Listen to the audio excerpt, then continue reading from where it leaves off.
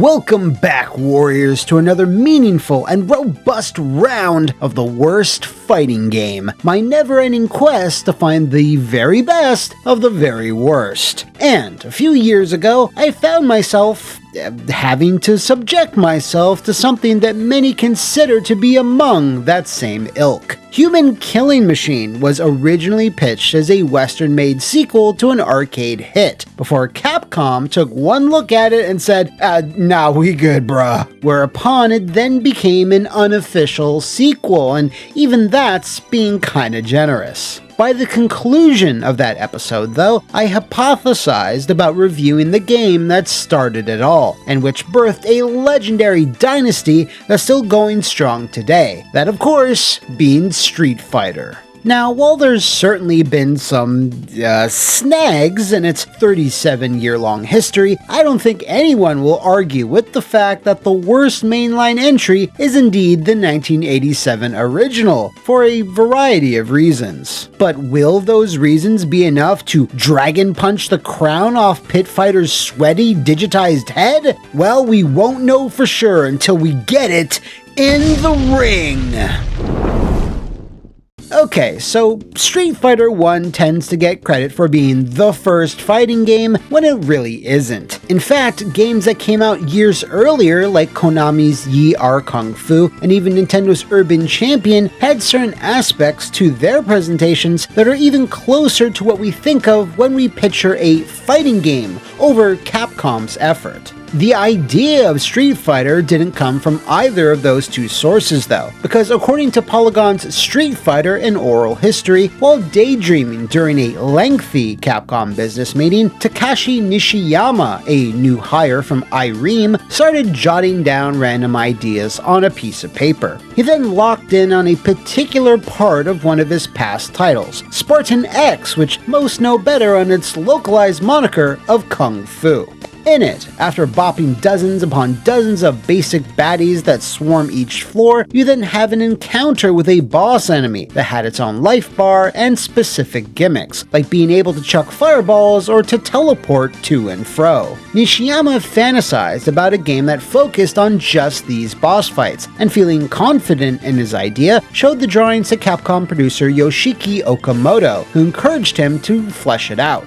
Nishiyama then handed the idea off to Hiroshi Matsumoto, who proceeded to develop the concepts further, building upon the base that Nishiyama had established. Even to this day, despite being credited as the game's official director, Nishiyama believes that Matsumoto was the main creative force behind what was to become Street Fighter. The cast included many inspirations from both reality and other media, like Sagat being a mix of a real-life kickboxing champion and a character from the manga Karate Master. The name of the game itself was taken directly from the film The Street Fighter, starring the late great Sonny Chiba. And just recently, it was revealed that Nishiyama did not want Ryu as the main playable character, but instead Joe, one of the two enemy competitors that hailed from the United States. Nishiyama explained that he and other members of the team were headhunted by SNK just as Street Fighter was wrapping up development, and Joe was left in as the guy you see punching through the wall, something usually reserved for the main playable pro tag, but was then swapped out for Ryu/Ken at the 11th hour. Nishiyama then went on to develop and direct the first Fatal Fury at SNK, and doubled down on his desire to place a tough American in the central role, who became Terry Bogard. Fascinating trivia there, I have to say. If Joe wasn't knocked aside like a moderately cute lamb and had maintained his MC status, we wouldn't have the legendary Hungry Wolf we all know and love today. On the business side, both Capcom and its US offices threw a lot of weight into trying to sell Street Fighter, including a glitzy presentation held within a real boxing ring that was used in the filming of the original Rocky, and offering two different expensive cabinets for arcade distributors to ogle over. The famous and really dumb pressure-sensitive buttons players would need to slam on were marketed as the deluxe version, while the more standard 6-button control setup was considered the entry-level machine. Try to be shocked here, but the deluxe version was prone to breaking down, and many complained it was tiring to use, so it didn't take long before Capcom ceased production of it and focused on the 6-button. And maybe due to that, I think there's been this misconception that Street Fighter was some kind of massive stinky bomb, but it actually scored a fair good amount of reviews, although I gotta be honest, most of them focused a ton of that praise on the graphics and sound. There were some negative ones to be sure, saying the moment-to-moment gameplay was really tough and sometimes confusing, but regardless of these critiques, Street Fighter was another late 80s hit for Capcom, who were really starting to hit their stride around that time. But of course, once Nishiyama and the other key staff members had left, it took a while for a proper sequel to Street Fighter to enter development, especially after a brief stay in Metro City. But when Street Fighter 2 did eventually release, its monumental success, which essentially blew the genre wide open, was inevitably compared to the much more humble beginnings of its predecessor, which might not be fair, but well, it's kind of the truth. Street Fighter 2 is often regarded to be the ultimate sequel, where it took all the concepts from the first game and reiterated, expanded, and polished every single one, so much so that many consider the original not worth playing anymore. It has to be said, though, that in 1987, its graphics and sound were very much considered to be cutting edge, although not so much today, which means it's the perfect time for me to talk about the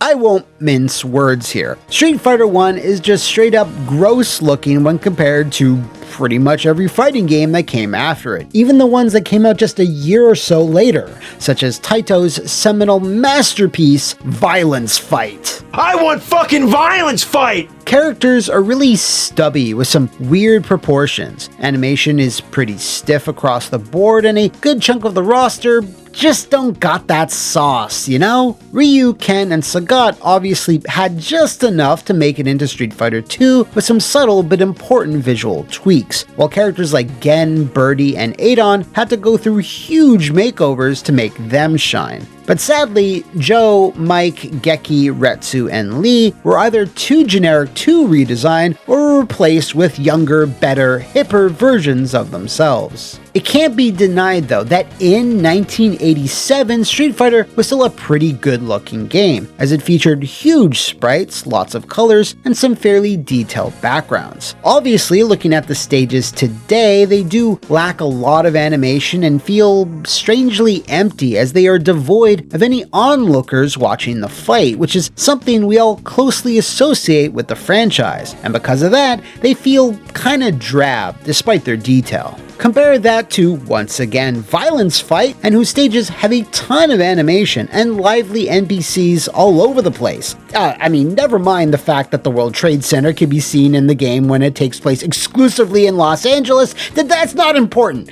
The important bit is that no matter how you slice it, Street Fighter 1 still has not aged very well from a visual standpoint. The UI doesn't help matters either. Stacking 2 life bars over each other vertically is just a really bizarre way to do it, especially when much older games seem to have already figured out how to best display that information. But to be fair, this might be a holdover on how it was done in Kung Fu. Audio somehow fares even worse. The cacophony of random screams and bleeps and bloops that assault you is more egregious than the graphics for sure, because they're absolutely relentless. The impact of the hits, the sound effects of the fireballs, everything just sounds so wrong and weird and off. I know it's the first game in the series, but the quality is so low when compared to even other Capcom arcade and console titles that were released around the same time frame. Now, again, Street Fighter 2 has one of the best, most enduring soundtracks of all time. So much so that 30 years later, Capcom's still struggling to make something that lives up to it in the modern day. So, while it might be unfair to compare soundtracks, even if Street Fighter 2 didn't exist, I can still say with a good amount of confidence that the music here is trash, especially when it comes to certain fanfares.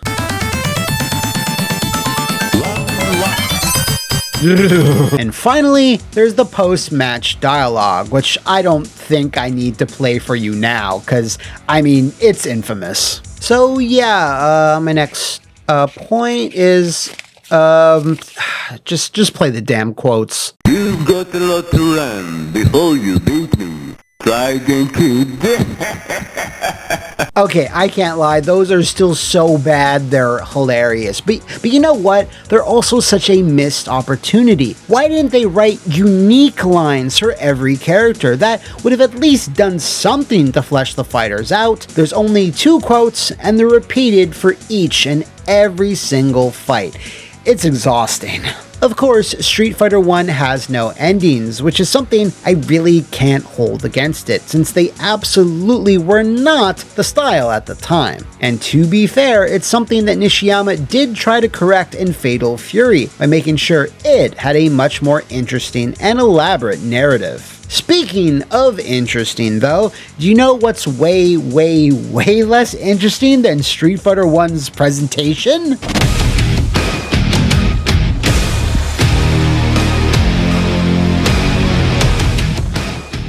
I'll keep this brief. It's hard to critique the earliest examples of a genre when the genre was still in its drooling toddler phase, but I'll still give it a go. Street Fighter 1 is as basic as it can be. I mean, there's a little more here than Urban Champion or Yi Are Kung Fu, but that's not saying all that much. You can select Ryu, or a second player can select Ken in versus matches. You have 3 special moves and 6 different normal attacks, although fierces are essentially just more powerful versions of your mediums, but yeah, that's it. Actually performing your special moves is a whole other matter entirely though. Even after playing the game every few years for the last 30 years, I still can't quite get a handle on it. Sometimes I can perform 3 quick dragon punches in succession, and other times I can't do one for the life of fucking me. It's easily the most frustrating part of the game because everyone's specials are so damn powerful. When you get just 1 or 2 in, you've pretty much got the match in the bag. But if your opponent throws out a few, which they can do way more consistently, you're gonna be the one kissing the floor within 10 seconds or less. The last thing I want to talk about though is actually a positive one. The bonus stages. These are still pretty neat, including sniping planks of wood held in different locations and chopping stacked tiles. I actually really love the booing the crowd does whenever you fail it though. Oh no! But do you know what I love a whole lot less than this?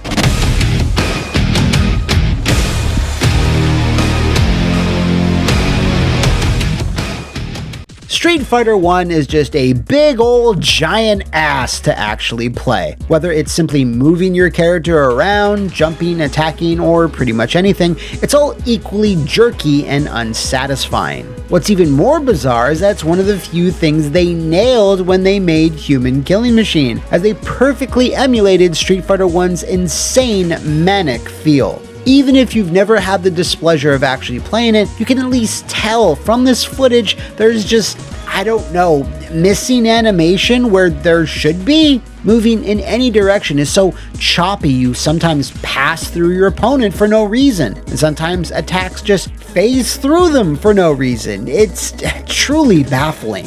Like, say what you want about Urban Champion and its terribly slow, simplistic gameplay, but it at least feels more solid to actually control. And furthermore, it's bad enough playing Street Fighter with 6 buttons, but I can't imagine anyone in the late 80s plunking in their quarter and having to slam their fists against these big dumb rubber buttons and be like, oh my god, this is the shit! If you out there have a memory of playing this version with the big dumb buttons and remember getting hyped as fuck, let me know in the comments below so I can make fun of you. Anyway, I could go on and on when I don't think I need to, so let's wrap this thing up. It always astounds me that Street Fighter 1 was successful enough to garner a sequel, but the fact remains, it was. But holy shit is it still bad, like no amount of time has made it age any better, and is absolutely completely 100% invalidated by its many sequels. With that in mind though, I can in good conscience rate it lower than the SNES version of Pit Fighter, which has less content, less mechanics, less music, less everything than what's available here. And aside from that, can I honestly 100% hate something that inadvertently gave us all Terry Bogard? No.